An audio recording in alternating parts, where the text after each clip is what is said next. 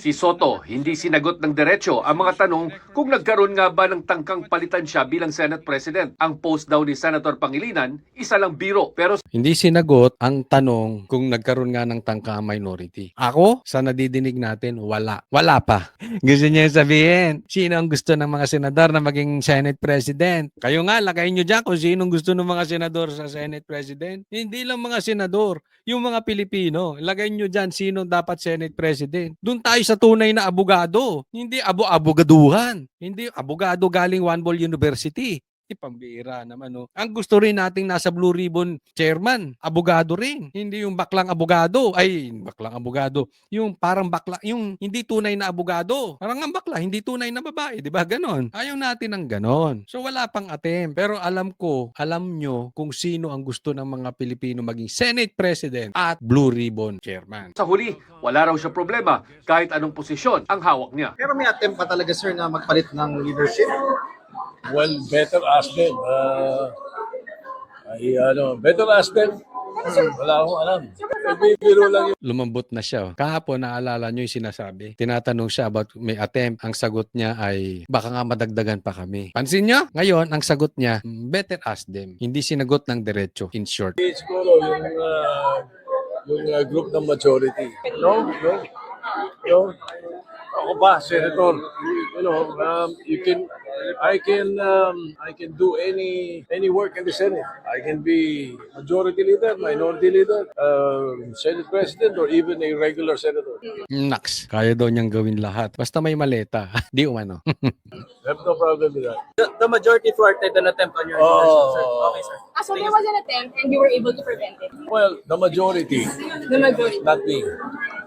So may attempt daw. Na-prevent nyo ba? Sabi, na-prevent ng majority. Eto sa akin ha. Eto nadinig ko lang. Pwedeng mali ako. Pero pag tumama ako, sabihin nyo, Kotsoli, nakachamba ka ulit. Pwede. Okay lang ba? Okay. May numero po. Isa na lang.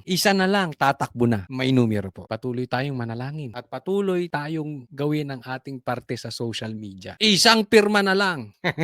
Mel, sa ngayon ay nananatiling Senate President si Senador Tito Soto pero sa isang text message ay sinabi mismo ng Senate President na balak nilang paupuin si Senadora Loren Legarda bago matapos ang 20th Congress. Nako, talaga matindi, no?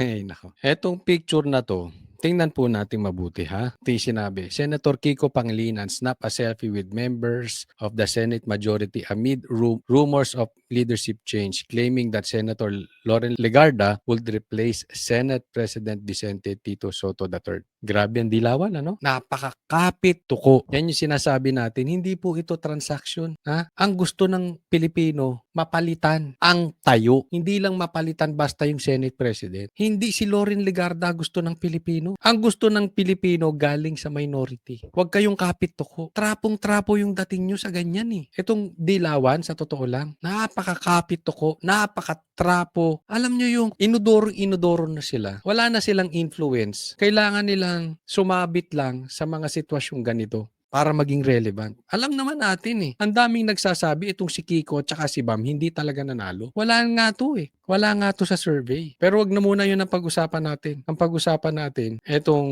pagpapalit ng liderato. Kasi napaka-importante niyan para mapanagot natin yung magnanakaw. Yung may kinalaman sa flood control scandal at saka sa ghost projects. So, maraming makakakilala natin, kaibigan natin na dismiyado sa nangyari. Wala na talaga, may pag-asa. Alam mo yung iba nawawala ng pag-asa. Wag po. Wag kayong mawawala ng pag-asa. Wag po. Lahat po yan drama nila. Yung impeachment kanila, kunwari, hindi pumasa. Hindi. Sinadya yun, nakita nyo naman, di ba? So yung iba pinanghihinaan ng loob. Tapos ito, nag-fail ang minority. Hindi. Drama ulit to. Alam nyo ba't malakas loob ko? Kasi may bubwit nagbubulong sa akin ng totoong nangyayari. Relax lang kayo. Meron nang gumagalaw. Ang importante, lilinawin natin sa taong bayan na patuloy tayong manalangin, patuloy tayong gawin ang ating obligasyon, ang ating responsibilidad. Huwag tayong nagpapaniwala sa mga bali-balita, lalong-lalo na sa mga tanim-tanim na ginagawa nila. Kaya nga nire-redirect po namin. Eto, sasabihin ko sa inyo, makinig lang kayo sa Banateros. Kaming Banateros,